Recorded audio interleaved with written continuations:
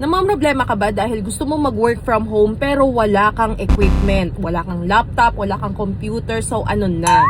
So for today's video, mag-share ako sa inyo ng mga online job companies na nagpo-provide ng equipment. Kaya naman stay with me until the end of this video para wala kayong ma-miss. But before that, please subscribe to my YouTube channel if you want more videos like this. Okay, so guys, pag-usapan na natin mga online jobs na equipment provided. So ito yung pag once na na-hire ka na or qualified ka sa position, may mga companies talaga na nagpapahiram ng laptop, monitor, headset, or accessories. So guys, hindi pala lahat kailangan bumili agad ng laptop pag gusto mag-work from home. Kasi malay nyo, what if makapasok kayo sa mga companies na babanggitin ko in this video tapos may ganun silang terms and conditions, edi it's a good thing dahil hindi mo na kailangan mag-invest pa sa equipment kung wala ka pa. So yes guys, may mga online jobs na nagpapadala o nagpapahiram ng work equipment kapag pasado ka na sa hiring at onboarding. And ang key point natin dito is loaner or work equipment ito and hindi siya personal free laptop. So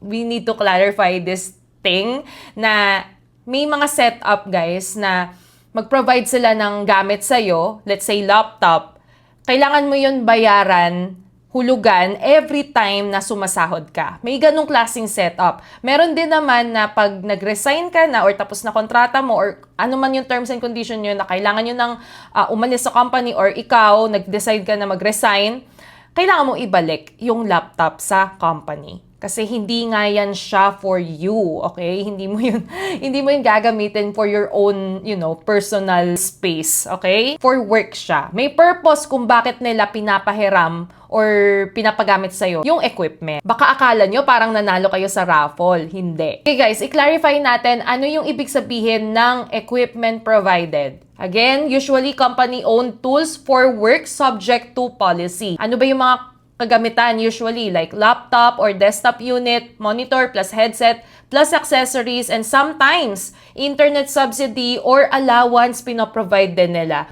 And usually returnable kapag nag-resign. So ito yung mga online job positions or categories na madalas may ganitong klaseng setup. So una is BPO, CSR, and tech support. And then below that, ito yung mga usual na tasks na ginagawa sa ganitong klaseng online job category. And meron din tayong accounting and finance. Yan, merong bookkeeping and so on and so forth. Yan. And meron din sila ditong VA, admin, operations, and IT.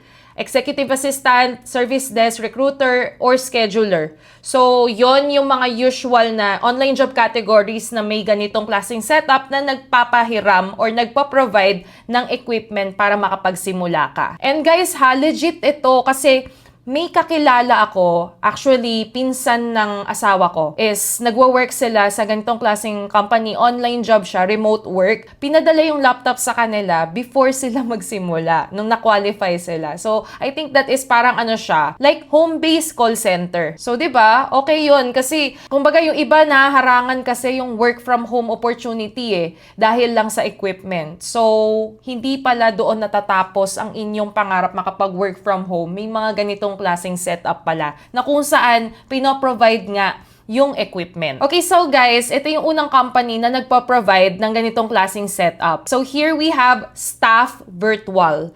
So dito guys, meron silang mga remote roles for Filipino candidates. Many postings mention work setup. Ano yung mga common roles dito sa Staff Virtual? Accounts payable, customer care, service desk, and sales assistant. Equipment note, some postings state company-provided work setup, laptop, monitor, and accessories. Best fit ito para sa mga may BPO, accounting, customer service, or IT support background. So, ito guys, maganda sa mga nag-work na, let's say, sa call center, yung on-site.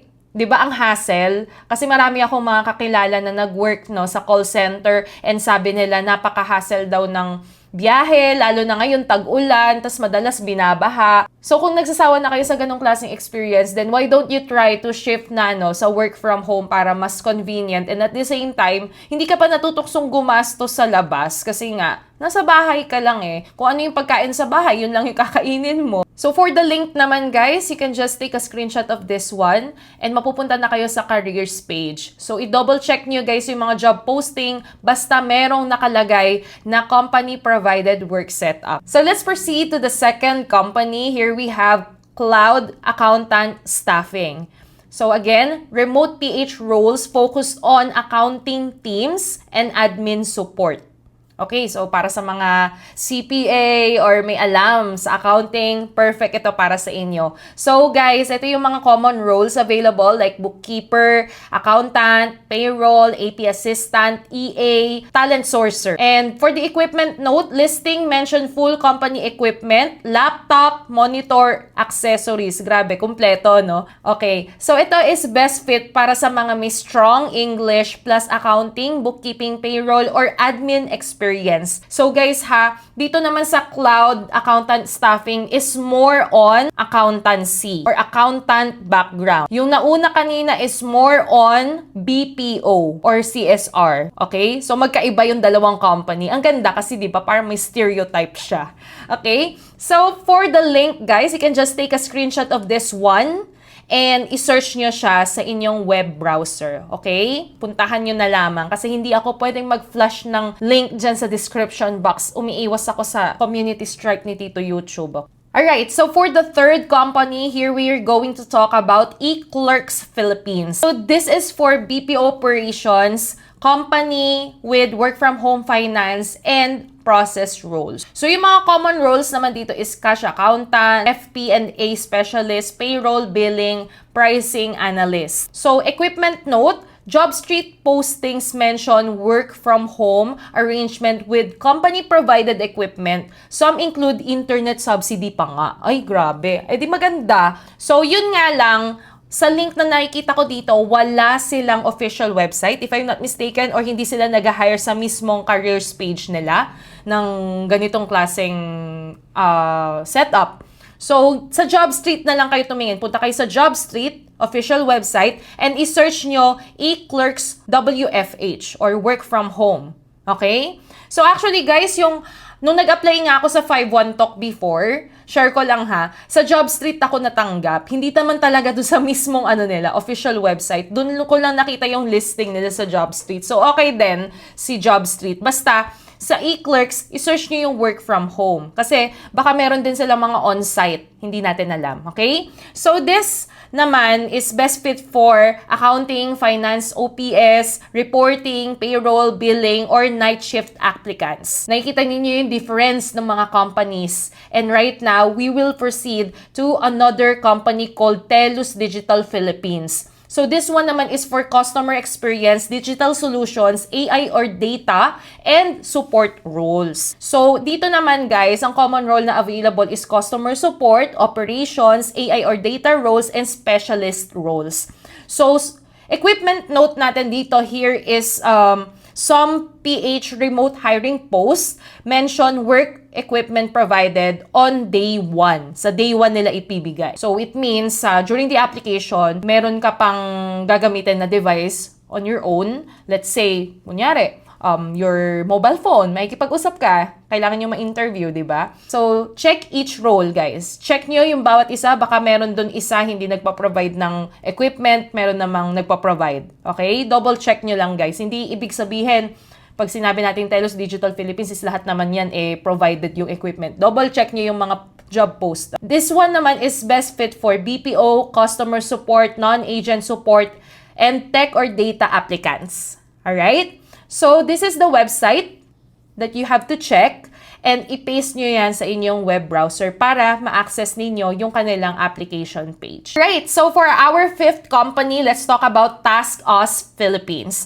So si TaskUs guys, sobrang sikat nito and lagi ko yan siya nakikita sa, I think nung nakatira pa ako sa Cavite, meron silang office doon sa Imus. So, guys, dito sa TaskUs, nagulat nga ako dahil nagpa-provide na rin pala sila ng work from home opportunities. Well, actually, before pa siguro nagpa-provide na sila. Siguro sa pagkakaalam ko lang is sa on-site lang kasi nga may office sila. So, dito naman sa TaskUs is customer support, content moderation, operation support, and analyst roles yung common dito. And yung equipment note naman, selected ha guys, selected work from home post mention company equipment, delivery, or provided. So, verify per site and account. Okay? So, iba-iba yan sa kada places kung saan ka nakatira. It's either ipapadeliver sa inyo or ikaw mismo pupunta sa office nila for you to get the equipment. Okay? So, best fit ito para sa mga applicants with BPO or support experience and flexible schedule availability. So, this is the website that you need to check para makita kung may mga ganitong klaseng roles available. And for sure, meron naman siguro. Okay? So, check nyo na lamang guys and i-paste nyo to sa inyong web browser. So, for our 6th company, here we have SourceFit Philippines. So this is offshore staffing or BPO company with remote and hybrid openings. So yung common roles naman na available dito is chat or email support, customer service, admin, specialized client roles. For equipment note, some job board listings mention company provided setup. So i-confirm nyo lang no yung sa mga exact job post if magpo-provide nga sila doon sa position na yon ng equipment. Okay? So this is best fit for customer support, chat or email, admin, and client-facing remote roles. For the website naman, guys, you can just check this one out. Take a screenshot or paste it in sa inyong web browser para ma-access yung kanilang careers page. So guys, here are more companies for you to search. So i-check nyo guys itong mga companies na to. Tingnan ninyo kung meron silang mga ganitong klaseng setup na kung saan mag-provide sila ng equipment sa mga work from home workers nila. Kasi syempre guys, disclaimer din,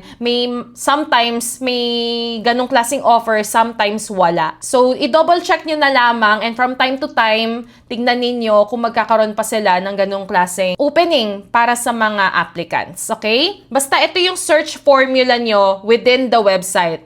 Company name plus work from home plus equipment provided plus Philippines. So speaking of search engine, ito, exact keywords na i-type sa JobStreet or sa Indeed. Just in case that you're gonna use those portals, guys, para makapaghanap ng ganitong klaseng setup. So syempre mag-reality check muna tayo bago mag-apply. May assessment pa rin yan, may interview and background check. Kailangan pa rin ng quiet workspace and stable internet kasi hindi naman nga lahat is nagpa-provide ng internet subsidy. So guys ha, may rules sa return, damage, and replacement. Pananagutan mo yan pag may nangyaring masama dyan sa pinahiram nila sa'yo. So some roles, on-site training muna bago work from home. Okay? So yon, kailangan nating linawin. Baka sabihin ninyo, si Jazel De Vera hindi naman malinaw. O ayan na, nilagay ko dito. Nilagay natin sa presentation natin na may mga on-site training talaga bago kayo mag-switch sa work from home. So what are the common requirements sa bawat position or job categories? So for BPO or CSR, of course, English communication, customer service, night shift readiness. And for accounting naman, kailangan mo ng skills sa QuickBooks, Xero, Excel, AP or AR, payroll or bookkeeping experience, kailangan din yan. For IT or support naman, dapat marunong kayo sa troubleshooting, ticketing tools, Windows or Mac OS basics. So for VA or admin, kailangan marunong kayo sa calendar, email, data entry, CRM, and meron kang attention to detail. So guys, meron tayo dito mga questions na pwede nyong tanungin sa recruiter para malinaw bago ka pumirma sa kontrata. Ayan ha, company-owned ba ang laptop? Kailan ipapadala ang equipment? May internet allowance ba? Ano ang return policy kapag nag-resign? May on-site training ba muna? So, yan yung kailangan yung itanong. Linawin ninyo, hindi nakakahiyang magtanong, okay? So, kailangan malinaw sa atin bago tayo pumirma sa kontrata. Kasi pag nasa signing contract ka na, ibig sabihin, ipasok ka na. Hindi ka na kailangan pang magpakitang gilas dyan. So, maganda, maging honest ka na. Kasi, kesa naman magsisi ka sa huli, na akala mo ganun pala, pero hindi. Let's talk about the scam warning. Legit companies will not ask you to pay to get hired once again. So, ito yung mga red flags. May placement fee or laptop shipping fee.